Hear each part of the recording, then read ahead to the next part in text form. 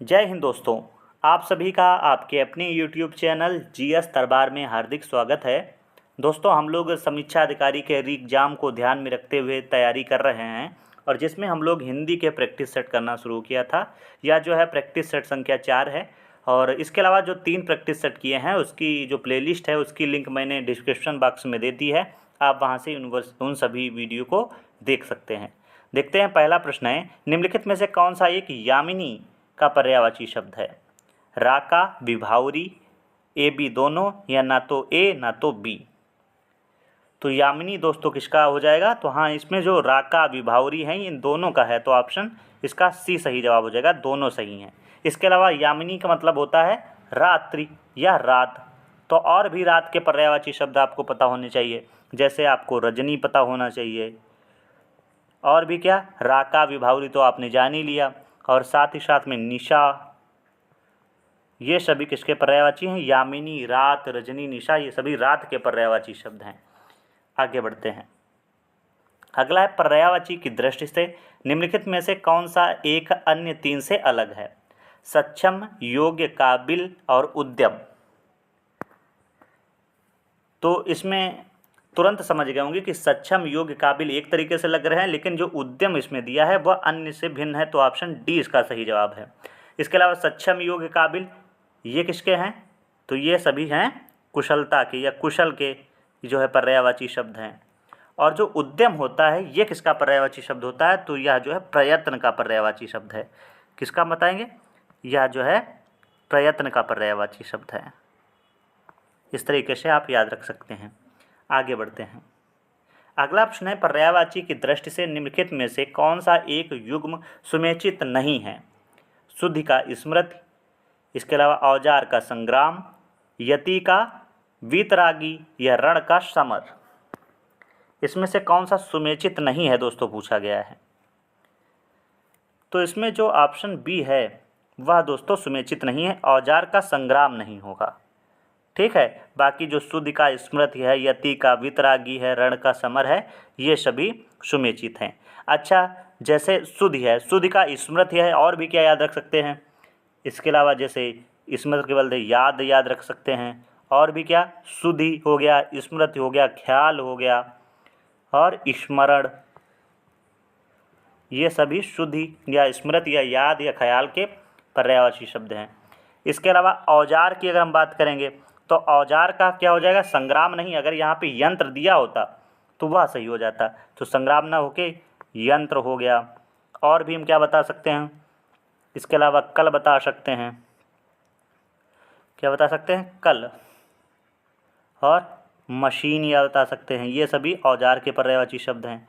इसके अलावा यति का आपने क्या जाना? वितरागी। तो ये भी आपको पता होना चाहिए कि ये सभी किसके हैं।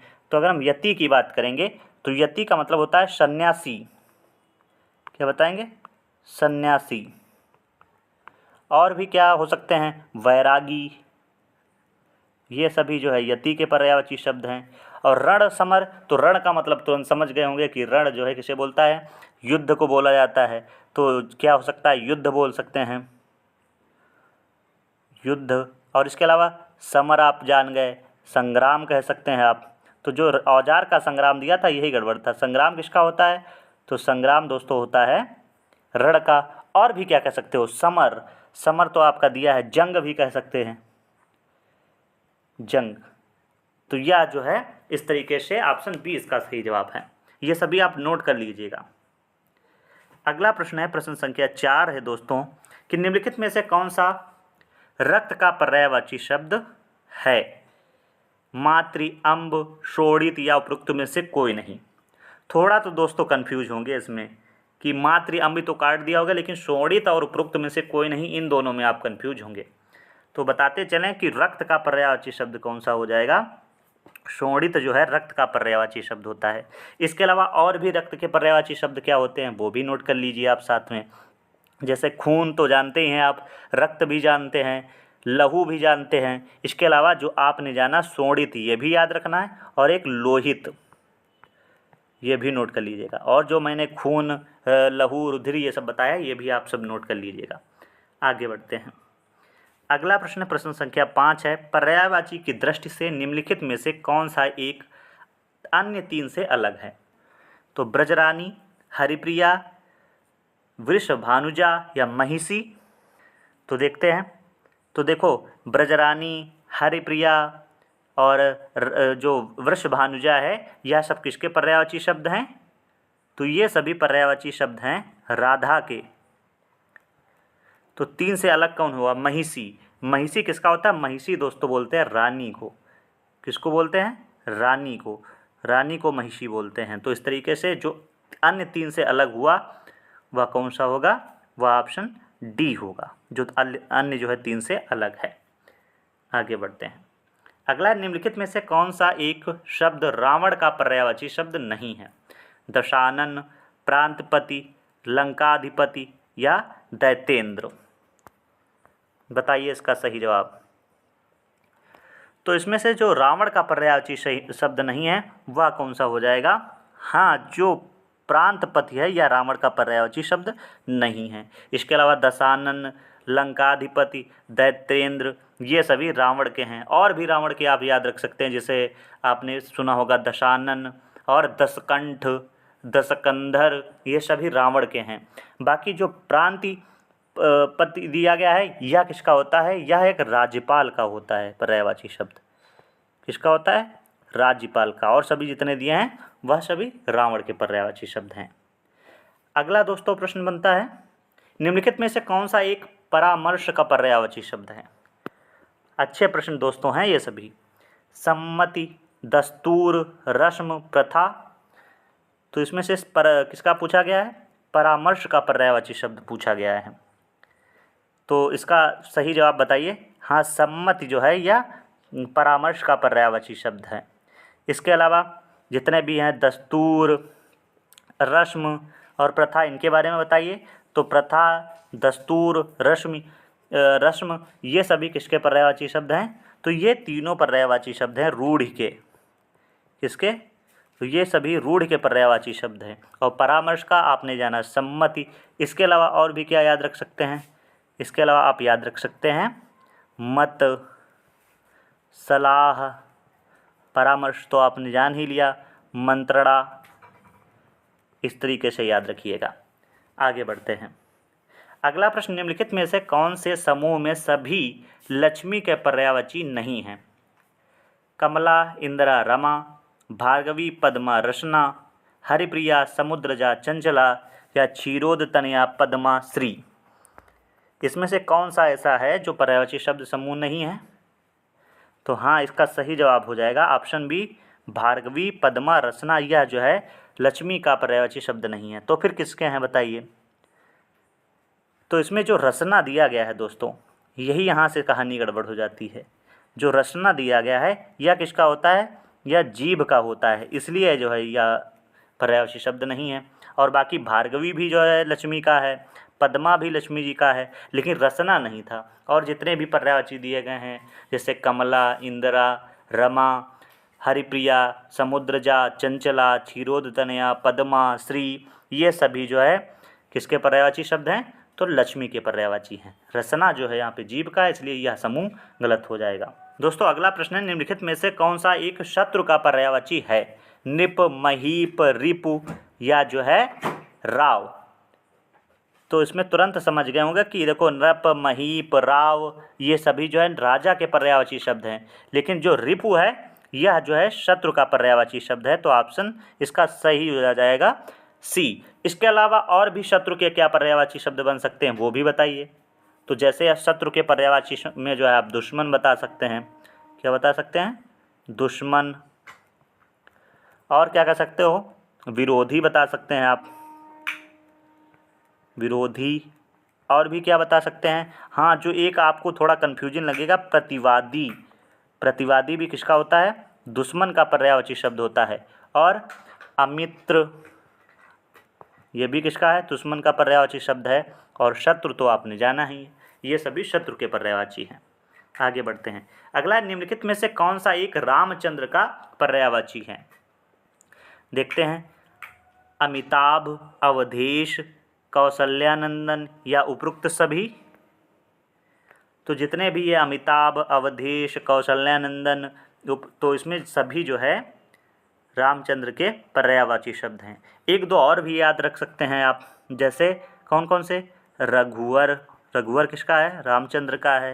और रघुनाथ, ये भी रामचंद्र का है। और सीतापति, और भी क्या बता सकते हैं?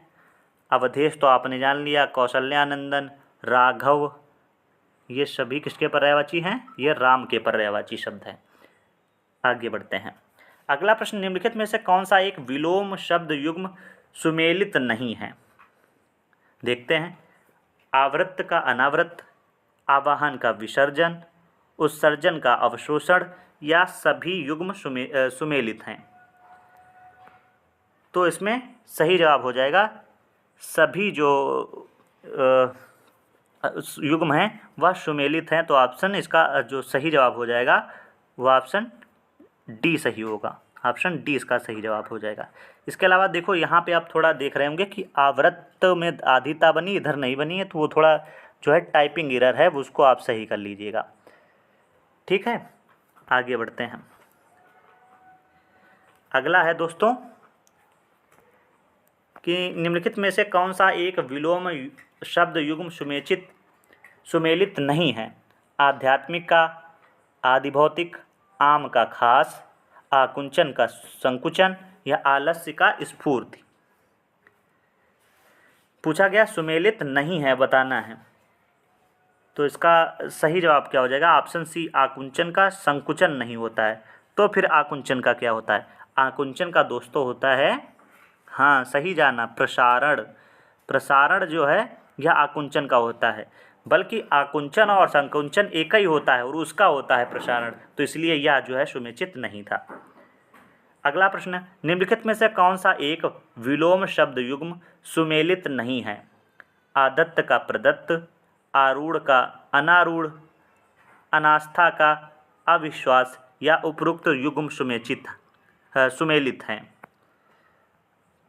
बताइए। तो इसमें अनास्था का अविश्वास यह जो है सुमेलित नहीं है। तो ऑप्शन इसका जो सही जवाब हो जाएगा वह ऑप्शन सी इसका सही जवाब हो जाएगा। इसके अलावा फिर अनास्था का होगा क्या, आप सब बताइए। तो अगर हम बात करेंगे अनास्था का होता है आस्था। अनास्था का क्या होगा? आस्था होगा, ये याद रखना है। आगे बढ़ते हैं। निम्नलिखित में से कौन सा एक शब्द आवक का विलोम है? सवाक, जावक, आगत, या आतप? तो आवक का सही जवाब हो जाएगा जावक। ऑप्शन बी इसका सही जवाब हो जाएगा। आगे बढ़ते हैं दोस्तों। अगला प्रश्न है, रित का विलोम क्या है? अरित, वक्र, विकीर्ण, या अनैक्य? तो इसका जो सही जवाब हो जाएगा, रित का जो विलोम शब्द है, इसमें वो ऑप्शन दिया नहीं, इसको थोड़ा सही कर लेंगे। वो ऑप्शन क्या हो जाएगा? अनृत। इस तरीके से ये ना है, ये जो है इसका सही जवाब हो जाएगा। ऑप्शन ए इसका सही जवाब होगा। आगे बढ़ते हैं। अगला प्रश्न है कि गोलोक का विलोम शब्द है उहलोक, इहलोक, परलोक, या द्युलोक? तो गोलोक का विलोम शब्द क्या हो जाएगा? गोलोक का होगा इहलोक। तो ऑप्शन कौन सा सही है दोस्तों? इसमें ऑप्शन बी है वह सही है। बाकी देखो इहलोक के और भी क्या पर्यायवाची शब्द हो सकते हैं? तो आपने एक तो जाना है गोलोक होता है, इसके अलावा और भी जो विलोम शब्द हो सकते हैं वह परलोक और गोलोक और उहलोक, ये भी हो सकते हैं। तो इसमें देखो ऑप्शन में दिए हैं कि इहलोक के, उहलोक, परलोक, ये सभी जो है किसके होते हैं? इहलोक के होते हैं, ना कि गोलोक के। ठीक है, आगे बढ़ते हैं। और आगे बढ़ते हैं। अगला प्रश्न है, निम्नलिखित में से कौन सा एक विलोम शब्द युग्म सुमेलित नहीं है? अपकार का उपकार, विमुख का प्रतिमुख, सचेत का अचेत, या अत्र का तत्र? तो विमुख का जो है प्रतिमुख नहीं होता है। तो ऑप्शन बी इसका जो है सही जवाब हो जाएगा कि यह जो है सुमेलित नहीं होता है। तो बताइए विमुख का क्या होगा? विमुख का प्रतिमुख ना होके क्या होगा? अभिमुख होगा दोस्तों, अभिमुख, ये याद रखना है। ठीक है, आगे बढ़ते हैं। अगला प्रश्न है प्रश्न संख्या 18।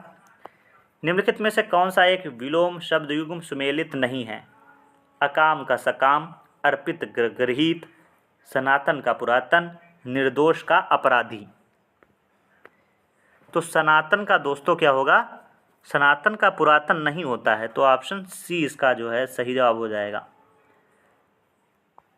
ठीक है, क्यों? क्योंकि पुरातन का जो विलोम शब्द होता है वह होता है अधुनातन, अधुनातन, ये इसका जवाब होगा। ठीक है, बाकी अकाम का सकाम होता है, अर्पित का गृहीत होता है, और निर्दोष का अपराधी, या जो है हाँ निर्दोष का अपराधी, इतना। ठीक है, आगे बढ़ते हैं। अगला, निम्नलिखित में से कौन सा एक विलोम शब्द युग्म सुमेलित नहीं है? निरभिमान का नम्रता, परोक्ष का प्रत्यक्ष, अप्रसन्न का प्रसन्न, अपव्यय का मितव्यय। तो निरभिमान का जो है नम्रता, यह जो है सुमेलित नहीं है, तो ऑप्शन ए इसका सही जवाब है। अगर हम बात करेंगे निरभिमान का, तो निरभिमान का विलोम शब्द क्या हो जाएगा? अभिमान हो जाएगा, निरभिमान का अभिमान होगा। ठीक है, अब निरभिमान या जो है नम्रता एक ही बात होती है। दोस्तों अगला प्रश्न है, निम्नलिखित में से कौन सा शब्द प्रकर्ष का विलोम है? अपकर्ष, उत्कर्ष, आकर्षित, या उपरोक्त में से एक से अधिक। तो इसका जो सही जवाब है प्रकर्ष का अपकर्ष होता है, तो ऑप्शन ए सही है। बाकी जो उत्कर्ष दिया है, ये उत्कर्ष और प्रकर्ष का ही विलोम शब्द होता है अपकर्ष, तो इसमें जो है उत्कर्ष नहीं लगाना है। आगे बढ़ते हैं। अगला प्रश्न है, निम्नलिखित में से कौन सा एक तत्सम शब्द है? बादल, वाष्प, बात, या बाप। तो इसमें से तत्सम शब्द पूछा गया है, तो इसमें जो वाष्प है यह जो है एक तत्सम शब्द है। बाकी जो बादल है, बात है, भाप है, या जो है क्या है, यह सब तद्भव शब्द हैं। अच्छा, तो इनका जो है हम जान लेते हैं कि वो क्या होगा तत्सम। तो जैसे बादल का आप वारिद कह सकते हैं, इसके अलावा बात का वार्ता बता सकते हैं आप, और भाप का तो आपने जाना वाष्प होगा। ठीक है, आगे बढ़ते हैं। अगला है, विग्रह का तद्भव रूप है बिगाड़, विछोह, बीघा, या बिजली। तो विग्रह का तद्भव शब्द क्या हो जाएगा? बीघा। तो ऑप्शन इसका जो सही जवाब हो जाएगा वह ऑप्शन सी इसका जो है सही जवाब हो जाएगा। बाकी आगे देखें, अगर बिगाड़, विछोह, बिजली, इनके बारे में थोड़ा जान लेते हैं। अगर हम बात करेंगे बिगाड़ की, तो बिगाड़ का जो तत्सम शब्द होगा वह होगा विकार। इसके अलावा विछोह का विक्षोह, विक्षोभ, और बिजली का तो आप सब लोग समझते होंगे विद्युत, विद्युत। ठीक है, आगे बढ़ते हैं। अगला, निम्नलिखित में से कौन सा एक तत्सम शब्द है? बेल, विवाह, बीट, या बिच्छू। तो इसमें से जो तत्सम शब्द पूछा गया है, तो इसका सही जवाब हो जाएगा ऑप्शन बी। जो विवाह है यह एक तत्सम शब्द है, तो फिर इसका तद्भव क्या होगा? तो इसका तद्भव होगा ब्याह। ब्याह जो है तद्भव है। बाकी जो इधर बेल, बीट, बिच्छू दिए हैं, ये क्या हैं? तो यह दोस्तों जो है तद्भव है, तो इनका तत्सम बताइए। जैसे बेल का अगर हम बात करेंगे, तो इसका तत्सम क्या हो जाएगा? विल्ब। क्या बताएंगे? विल्ब जो है इसका होता है। और बीट का, तो बीट का हम क्या बताएंगे? विष्टा। बीट का विष्टा। और बिच्छू का वृश्चिक, वृश्चिक, ये याद रखना है। आगे बढ़ते हैं। थोड़ा जो है कठिन कह सकते हो, प्रैक्टिस सेट है थोड़ा, इसमें थोड़ा आपको जो है ज़्यादा मेहनत करनी पड़ रही होगी। है, निम्नलिखित में से कौन सा एक युग्म तत्सम तद्भव की दृष्टि से सुमेलित नहीं है? बूढ़ा का बुढ़ा, वृश्चिक का बिच्छू, वेश का भेष, या उपरोक्त सभी युग्म सुमेलित हैं। तो इसमें से कौन सा सुमेलित नहीं है? तो इसका सही जवाब हो जाएगा, इसमें जो सुमेलित नहीं है वो ऑप्शन है बूढ़ा का बुढ़ा, यह जो है सुमेलित नहीं है। तो फिर क्या सुमेलित होगा? तो जो बूढ़ा बुढ़ा होता है यह खुद जो है तद्भव हैं, तो इनका जो तत्सम बनेगा वह होगा वृद्ध। ठीक है, इसलिए यह सुमेलित नहीं था। आगे बढ़ते हैं। अगला है बाघ का तत्सम रूप है व्यथा, विधा, व्याघ्र या व्याख्यान। तो तुरंत समझ गए होंगे कि इसका जो सही जवाब हो जाएगा व्याघ्र, ऑप्शन सी। दोस्तों अगला प्रश्न है बेर का तत्सम रूप है वेदना, बदरी, वैर या बैर। तो बेर का जो तत्सम रूप हो जाएगा वह बदरी हो जाएगा, तो ऑप्शन बी इसका सही जवाब है। बाकी जो वेदना है इसका तत्सम शब्द क्या होगा? इसका हो जाएगा वेदना। और जो वैर होता है या तो ये खुद एक तत्सम शब्द है, और इसका जो अगर हम बात करेंगे इसका तद्भव क्या होगा? तो इसका तद्भव हो जाएगा बैर। बैर का क्या हो जाएगा? बैर। और बैर का तो ये खुद जो है इसका एक तत्सम है। ठीक है, आगे बढ़ते हैं। अगला सतसई का तत्सम रूप है सप्तशती, शतक, शताब्दी या सैकड़ा। तो सतसई का जो तत्सम रूप होगा वह होगा सप्तशती, तो ऑप्शन इसका ए दोस्तों सही हो जाएगा। आगे बढ़ते हैं। निम्नलिखित में से कौन सा एक युग्म तत्सम तद्भव की दृष्टि से सुमेलित नहीं है? शकुन का सगुन, शमशान का मसान, सैया का सेज या उपरोक्त सभी युग्म सुमेलित हैं। तो इसमें जितने भी युग्म दिए गए हैं सभी जो है सुमेलित हैं, तो ऑप्शन डी इसका जो है सही जवाब हो जाएगा। अगला प्रश्न, निम्नलिखित में से कौन सा एक तत्सम शब्द है? साग, शाप, श्राप या सेज। दोस्तों तत्सम पूछा गया है, तो इसका जो सही जवाब हो जाएगा हाँ, जो शाप है यह जो एक तत्सम शब्द है, तो इसका तद्भव बताइए फिर। हाँ, तो इसका तद्भव जो हो जाएगा वह हो जाएगा श्राप, यह तद्भव है। इसके अलावा जो साग है इसका बताइए। तो ये साग खुद एक तद्भव है, तो इसका तत्सम शब्द क्या होगा? शाग का तत्सम शब्द आपने जाना होगा शाक होता है, आपने पढ़ा होगा कई बार। और श्राप तो आप देख ही चुके हैं। और सेज का जो है तत्सम शब्द क्या होगा? सैया। क्या होगा? सैया। आगे बढ़ते हैं। अगला, निम्नलिखित में से कौन सा एक युग्म तत्सम तद्भव की दृष्टि से सुमेलित नहीं है? सत्य का शव, शलाका का सलाई, शर्कर का शर्करा। और अगला है उपरोक्त सभी युग्म सुमेलित हैं। तो बताइए इसका सही जवाब। तो इसमें हाँ, जो ऑप्शन सी है यह दोस्तों सुमेलित नहीं है। तो फिर क्या होगा? अगर हम बात करेंगे, जो देखो शत है, शत का तो 100 होता है। इसके अलावा जो शलाका दिया है उसका भी सलाई होता है, लेकिन जो शर्कर दिया है इसमें ये गलत दिया है। क्यों? क्योंकि जो शर्करा है, क्या बताएंगे इसमें? मार्कर थोड़ा चेंज करते हैं। क्या बताएंगे? जो शर्करा है इसका जो होता है वह क्या बताएंगे? शर्करा का शक्कर होता है तद्भव। तो ये अगर दिया होता तो शुद्ध रूप हो जाता। आगे बढ़ते हैं। अगला प्रश्न है, इसमें अब वाक्य शुद्धि यहाँ से शुरू हो जाती है। निम्नलिखित में से कौन सा एक वाक्य शुद्ध है? देखते हैं पहला ऑप्शन क्या दिया है। पहला ऑप्शन दिया गया उसने 3 पुस्तकें खरीदी।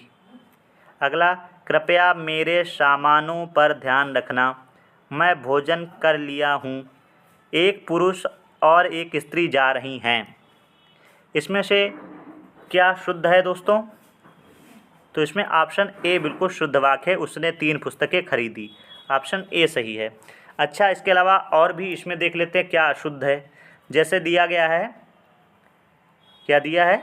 कृपया मेरे सामानों पर ध्यान रखना, तो ये नहीं होगा। कृपया मेरे सामान का ध्यान रखना, सामानों यहाँ पे जो दिया है वो गड़बड़ होगा। साथ ही साथ जो पर है, पर की जगह पे का, कृपया मेरे सामान का ध्यान रखना, ये होता तो शुद्ध होता। अगला, मैं भोजन कर लिया हूँ, तो ऐसे नहीं, मैंने भोजन कर लिया है, ये होता तो शुद्ध होता। तो यहाँ पे ये गलती तो मैंने में है, भोजन कर लिया हूँ नहीं, कर लिया है होता। आगे, एक पुरुष और एक स्त्री जा रही हैं, तो ऐसा नहीं, एक पुरुष और स्त्री जा रहे हैं, तो यहाँ पे एक ये गलत है और साथ ही साथ में जा रही हैं ना जा रहे हैं, तो ये गड़बड़ हो जाता। आगे बढ़ते हैं। अगला प्रश्न, निम्नलिखित में से कौन सा एक वाक्य अशुद्ध है? पुत्री पराया धन होता है, लक्ष्मीबाई वीरांगना थी, मैंने भोजन कर लिया है, या प्राचार्य ने हस्ताक्षर कर दिए। इसमें से अशुद्ध दोस्तों बताना है। तो इसमें अशुद्ध क्या हो जाएगा? ऑप्शन जो ए है यह जो है अशुद्ध हो जाएगा।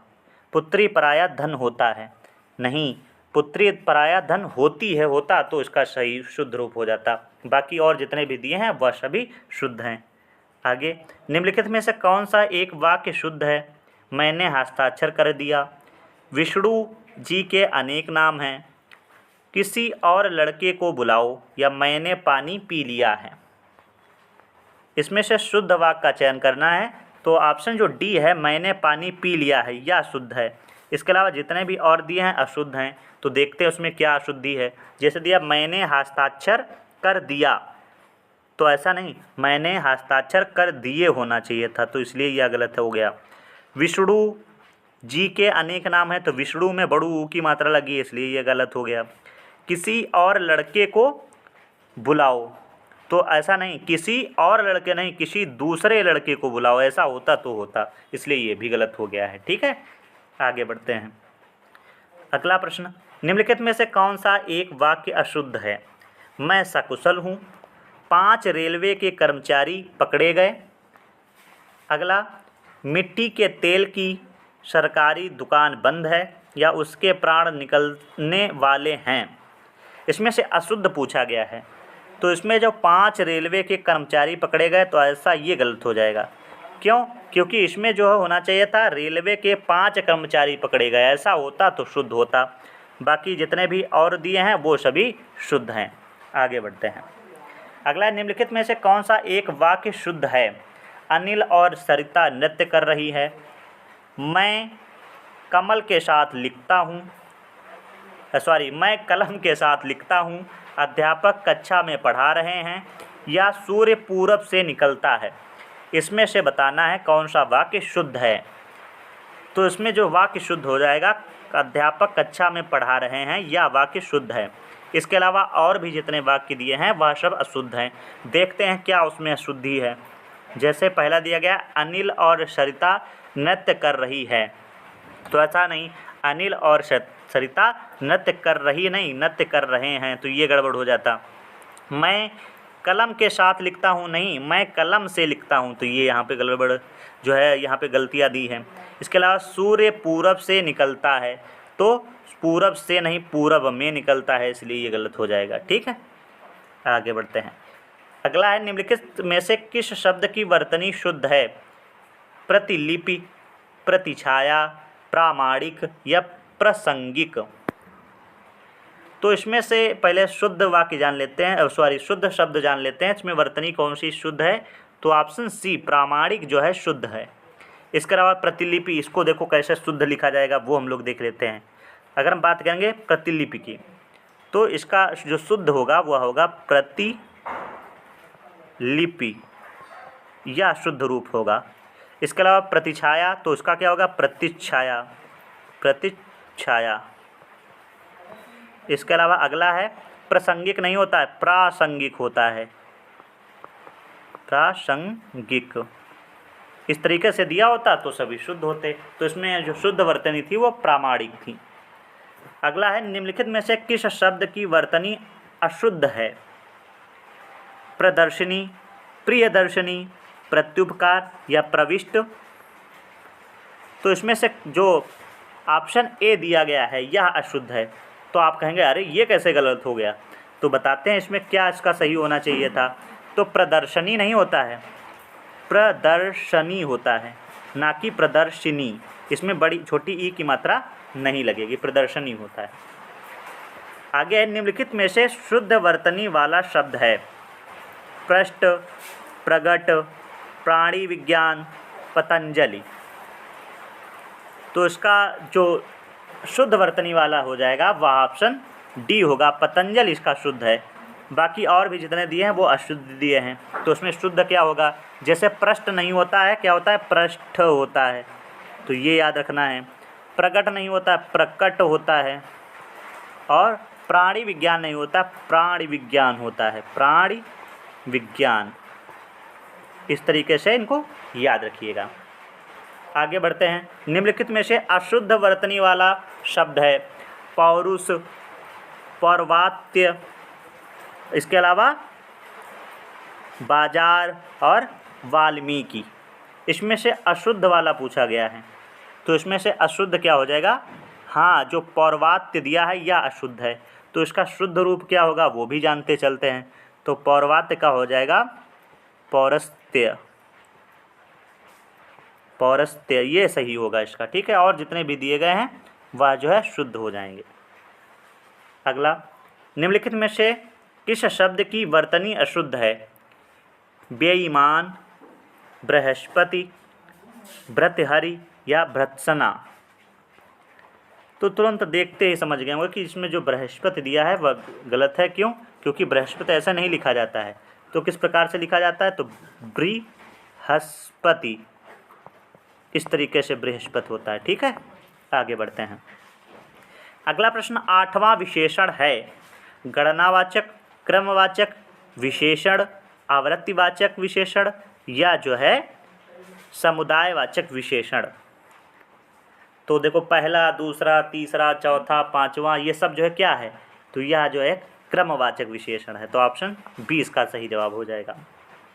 अगला है अर्जुन अत्यंत कुशल योद्धा थे। इस वाक्य में अत्यंत शब्द क्या है?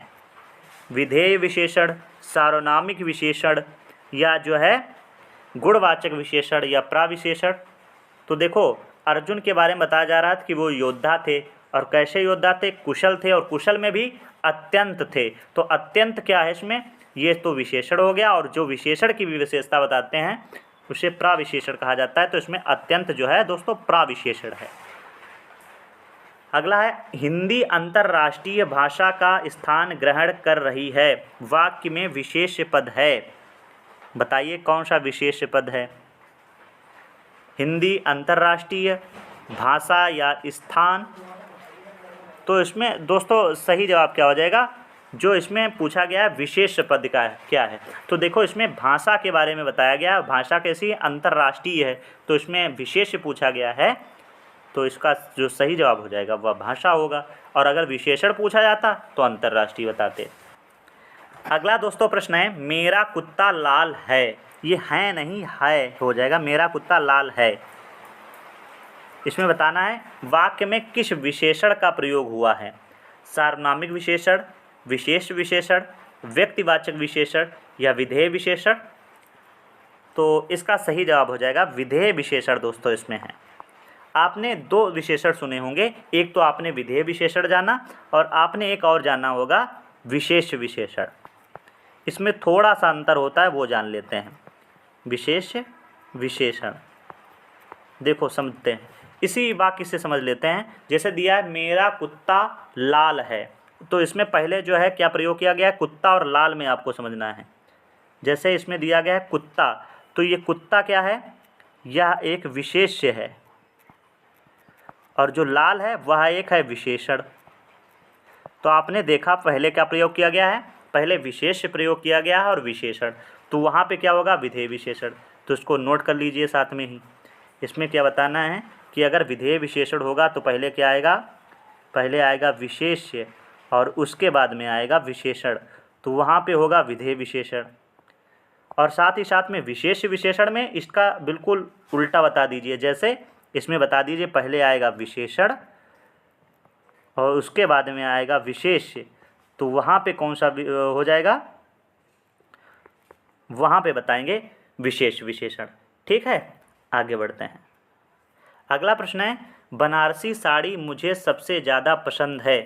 वाक्य में विशेषण है सार्वनामिक विशेषण, गुणवाचक विशेषण, व्यक्तिवाचक विशेषण या विधेय विशेषण।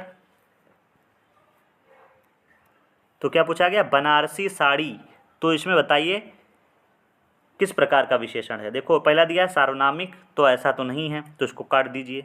दूसरा दिया है गुणवाचक, तो ऐसा भी नहीं। अगला क्या है? व्यक्तिवाचक विशेषण, तो यही इसका सही जवाब है। ऑप्शन सी इसका जो है सही जवाब हो जाएगा। आगे बढ़ते हैं। इसमें आप जो है गुणवाचक भी लगा सकते हैं, लेकिन गुणवाचक में भी व्यक्तिवाचक विशेषण है, इसलिए ऑप्शन जो है इसका सी सही जाएगी। आगे है, निम्नलिखित में से कौन सा एक विशेषण नहीं है? अराजकता, अभिलषित, अंकित या आवश्यक। तो इसमें जो विशेषण नहीं है पूछा गया है तो वह है अराजकता।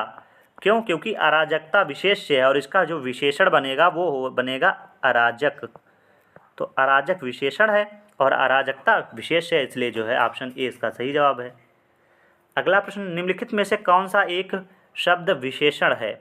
ईमानदारी, उपकार, उपस्थित या उत्कृष्टता।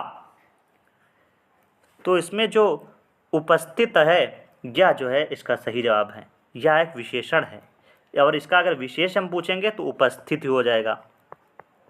उपस्थिति यह जो है क्या हो जाता है, इसका विशेष्य बनेगा। अगला प्रश्न, निम्नलिखित में से कौन सा एक विशेष विशेषण का सही युग्म नहीं है?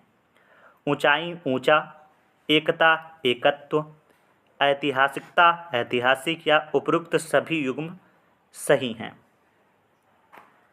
तो इसमें जो कौन सा सुमेचित नहीं है या सही युग्म नहीं है तो वह ऑप्शन बी हो जाएगा। एकता का एकत्व तो नहीं होता है, एकता का क्या हो जाएगा विशेषण, तो एकता का विशेषण होता है एक, इसलिए जो है यह जो है सही युग्म नहीं है। अगला है, निम्नलिखित में से कौन सा एक शब्द विशेषण है? कड़वाहट, कुरूपता, कठोरता या कर्मनिष्ठ। तो पूछा क्या गया है, इसमें विशेषण दोस्तों पूछा गया है, तो जो कर्मनिष्ठ है यह एक विशेषण है। इसके अलावा कड़वाहट, कुरूपता, कठोरता ये सभी विशेष हैं, तो उनका भी विशेषण देख लेते हैं। जैसे कड़वाहट का हो जाएगा कड़वा, यह एक विशेषण हो जाएगा। इसके अलावा जो कुरूपता है यह हो जाएगा कुरूप, और कठोरता का तो आप समझ गए होंगे कि क्या हो जाएगा, कठोरता का कठोर। ये सभी विशेषण होंगे। ठीक है, आगे बढ़ते हैं। अगला, निम्नलिखित में से कौन सा एक शब्द विशेषण है? कुशलता, कौशल, कुशल या उपरोक्त सभी। तो अभी पीछे आपने जाना है कि कुशल देखो मैंने बताया था, वही इसका सही जवाब है। अगला प्रश्न, अदृष्टपूर्व का अर्थ है जो दबाया ना जा सके, जो देखा ना जा सके, जो देखने योग्य ना हो, जो पहले ना देखा गया हो। बहुत ही अच्छा प्रश्न है, कंफ्यूज है ना आप? तो इसका जो सही जवाब है जो पहले ना देखा गया हो उसे बोलेंगे अदृष्टपूर्व। अच्छा ठीक है, और जो दबाया ना जा सके उसके बारे में क्या बताएंगे? तो जो दोस्तों दबाया ना जा सके उसे क्या बोलेंगे? अदम्य। जो दबाया ना जा सके उसे बोलेंगे अदम्य, जो देखा ना जा सके अदृश्य, और जो देखने योग्य ना हो उसे क्या बोलेंगे? अदर्शनीय। अदर्शनीय। ठीक है, तो ऑप्शन डी इसमें सही था। अदृष्टपूर्व का क्या हो जाएगा? जो पहले ना देखा गया हो। अगला है, निम्नलिखित में युग में से कौन सा सुमेलित नहीं है, ये पूछा गया है। जो किसी विशेष समय तक ही लागू हो अतीत, जो परीक्षा में उत्तीर्ण ना हुआ हो अनुत्तीर्ण। अगला, जो आँखों के सामने ना हो परोक्ष, जो सबके मन की जनता नहीं है जानता, यहाँ पे होगा जानता हो अंतर्यामी। तो इसमें से कौन सा सुनिश्चित नहीं है? हाँ, तो ऑप्शन ए इसका जो है वह दोस्तों बिल्कुल सही जवाब हो जाएगा। ऑप्शन ए जो है सुमेलित नहीं है। ठीक है, तो बताइए जो किसी विशेष समय तक ही लागू होता है उसे क्या कहते हैं? तो उसे अतीत नहीं कहते हैं, उसे दोस्तों अध्यादेश कहते हैं। अध्यादेश। ठीक है, और भी जितने दिए हैं वह सभी सही हैं। आगे बढ़ते हैं। अगला दिया है, जो किसी की ओर मुँह किए हुए हो के लिए एक शब्द है। सम्मुख, अधोमुख, अभिमुख, ऊर्ध्वमुख। तो जो किसी की ओर मुँह किए हो उसके लिए एक शब्द क्या हम बताएंगे? हाँ, तो उसके लिए एक शब्द बताएंगे अभिमुख। जो किसी की ओर मुँह किए हो उसे अभिमुख कहेंगे। इसके अलावा सम्मुख किसे कहेंगे वो भी आप नोट कर लिए। तो सम्मुख मुख के सामने, मुख के सामने के लिए क्या शब्द हो जाएगा? सम्मुख हो जाएगा। और अधोमुख जिसका मुख नीचे हो, जिसका मुख नीचे हो उसके लिए क्या हो जाएगा, अधोमुख। और ऊर्ध्वमुख क्या हो जाएगा, जिसका मुख ऊपर की ओर हो, जिसका मुख ऊपर की ओर हो उसके लिए ऊर्ध्वमुख। तो ये सभी याद रखिएगा। आगे बढ़ते हैं। अगला, जो शोक करने योग्य नहीं है के लिए एक शब्द है। अशोक, अशोच्य, अरसिक या शोकाकुल। तो जो शोक करने योग्य नहीं है उसके लिए एक शब्द क्या हो जाएगा, अशोच्य, ऑप्शन बी। तो अशोक किसे बोलेंगे, क्योंकि आप तो यही सोच रहे थे कि अशोक इसका जवाब होगा, नहीं, अशोक बोलेंगे जिसे शोक ना हो, जिसे शोक ना हो, जिसे शोक ना हो उसे बोलेंगे अशोक। और बाकी जो शोक करने योग्य ना हो उसे अशोच्य बोलेंगे। ये आपके लिए शब्द नया होगा, अरसिक। तो अरसिक की अगर हम बात करेंगे तो अरसिक किसे कहते हैं, तो जो काव्य संगीत आदि का रस ना ले उसे बोलते हैं अरसिक। क्या याद रख सकते हैं, जो काव्य या संगीत आदि का रस ना ले उसे बोलेंगे अरसिक। और शोकाकुल तो समझते हैं, शोक में व्याकुल, शोकाकुल। आगे बढ़ते हैं। अगला, असाध्य का अर्थ है जो ठीक किया जा सके, जो ठीक ना किया जा सके, जो कभी मृत्यु को प्राप्त ना हो, जो पूरा या भरा हुआ ना हो, या जो दिया ना जा सके। तो असाध्य का मतलब होता है जो ठीक। दोस्तों अगला प्रश्न है, असाध्य का अर्थ है जो ठीक किया ना जा सके, जो कभी मृत्यु को प्राप्त ना हो, जो पूरा या भरा हुआ ना हो, या जो दिया ना जा सके। तो असाध्य का मतलब होता है ऑप्शन ए इसका, जो ठीक ना किया जा सके उसे बोलेंगे असाध्य। और जो कभी मृत्यु को प्राप्त ना हो उसके लिए एक शब्द क्या बोलेंगे, अमर। और जो पूरा या भरा हुआ ना हो उसके लिए अपूर्ण। और जो दिया ना जा सके, अदेय। आगे बढ़ते हैं। जो हिसाब किताब की जांच करता हो के लिए एक शब्द, लिपिक, मुहर्रिर, अंकेक्षक या क्लर्क। तो जो हिसाब किताब की जांच करता है उसे अंकेक्षक कहते हैं, ऑप्शन सी इसका सही जवाब है। और लिपिक किसे बोलेंगे, तो जो कार्यालय में जो पत्र होते हैं, प्रतिलिपियां होती हैं, उसको संभालने वाला या लिखने वाला वो लिपिक कहलाता है। आगे बढ़ते हैं। अगला, जो जन्म लेते ही गिर या मर गया हो उसके लिए क्या शब्द होगा, नवजात, आदंडपात, गर्भपात या अमानुषिक। तो जो जन्म लेते ही मर गया हो उसके लिए एक शब्द क्या हो जाएगा, आदंडपात, ऑप्शन बी इसका सही जवाब हो जाएगा। और जो तुरंत पैदा हो वह जो है नवजात होता है। और गर्भपात तो आप सब समझते हैं कि गर्भ का समापन की अवस्था गर्भपात हो जाएगा। और साथ ही साथ ये आप नोट कर लीजिए, कौन सा, आप जो ऑप्शन डी दिया है इसको आप नोट करिए। अमानुषिक का मतलब होता है जो मानव के योग्य ना हो, जो मानव के योग्य ना हो उसे अमानुषिक कहते हैं। दोस्तों अगला प्रश्न है, जो धरती फोड़कर जन्मता है के लिए एक शब्द, उरग, उद्भिज या जो है उद्वारक या उत्श्रंखल। तो इसका सही जवाब क्या हो जाएगा, उद्भिज जो है उसको बोलते हैं जो धरती फोड़कर जन्मता है। इसके अलावा जो उरग किसे बोलेंगे, जो छाती के बल चलता है, जैसे सर्प हो गया उसे उरग बोलते हैं। और उद्धारक किसे बोलते हैं, जो उद्धार करता है उसे उद्धारक बोलते हैं। और उत्श्रंखल इसे आप नोट करिए। इसके लिए आप क्या कहेंगे, जो किसी नियम को ना माने उसे उत्श्रंखल बोलते हैं, जो किसी नियम को ना माने, नियम को ना माने उसके लिए एक शब्द क्या हो जाएगा, उत्श्रंखल हो जाएगा। ठीक है, आगे बढ़ते हैं। अगला, जो कटु बोलता है वाक्यांश के लिए एक शब्द, कर्णकटु, कष्ट सहिष्णु, कटुवादी भाषी या वाकटु। तो इसका सही जवाब हो जाएगा ऑप्शन सी, कटुभाषी। जो कटु बोलता है उसे कटुभाषी बोलते हैं। आगे बढ़ते हैं, या चलो इनको भी देख लेते हैं जो ऑप्शन दिए हैं इनको भी। जैसे दिया गया है कर्णकटु, तो जो कान को कटु लगे उसे कर्णकटु बोलेंगे। अगला है कष्ट सहिष्णु, तो ये क्या हो जाएगा, कष्ट सहिष्णु होता है जो कष्ट को सहन कर सके वो कष्ट सहिष्णु। और वाक्पटु जो दिया गया है यह क्या है, इसको आप नोट कर लीजिए, इसको वाक्पटु को से बोलते हैं बातचीत में चतुर, उसे बोलते हैं वाक्पटु।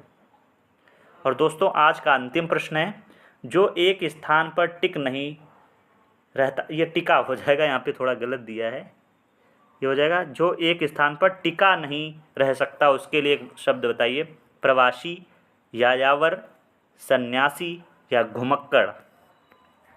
तो जो एक स्थान पर टिका नहीं रह सकता उसके लिए हो जाएगा यायावर, ऑप्शन बी इसका सही जवाब हो जाएगा। बाकी प्रवासी किसे बोलते हैं, तो जो व्यक्ति या जो लोग जो है अपनी मातृभूमि को छोड़कर विदेश चले जाते हैं उन्हें प्रवासी बोला जाता है। और सन्यासी जो संन्यास धारण कर ले, या कह सकते हो संन्यास लेने के लिए आश्रम में रहने लगे, उसे सन्यासी बोलते हैं। और घुमक्कड़ बहुत अधिक घूमने वाला। दोनों में अंतर समझना है, यायावर में और घुमक्कड़ में। घुमक्कड़ वह होगा जो बहुत अधिक घूमता है, और यायावर किसे बोलते हैं, जो एक स्थान पर टिककर ना रहे, वो यायावर है। तो दोस्तों इस वीडियो में बस इतना ही रखते हैं। आप सभी को यह वीडियो कैसा लगा है कमेंट बॉक्स में ज़रूर बताइएगा। और आप सभी ने अभी तक चैनल को सब्सक्राइब नहीं कर लिया है तो कर लीजिए, और साथ ही साथ वीडियो को लाइक कर दीजिए। धन्यवाद।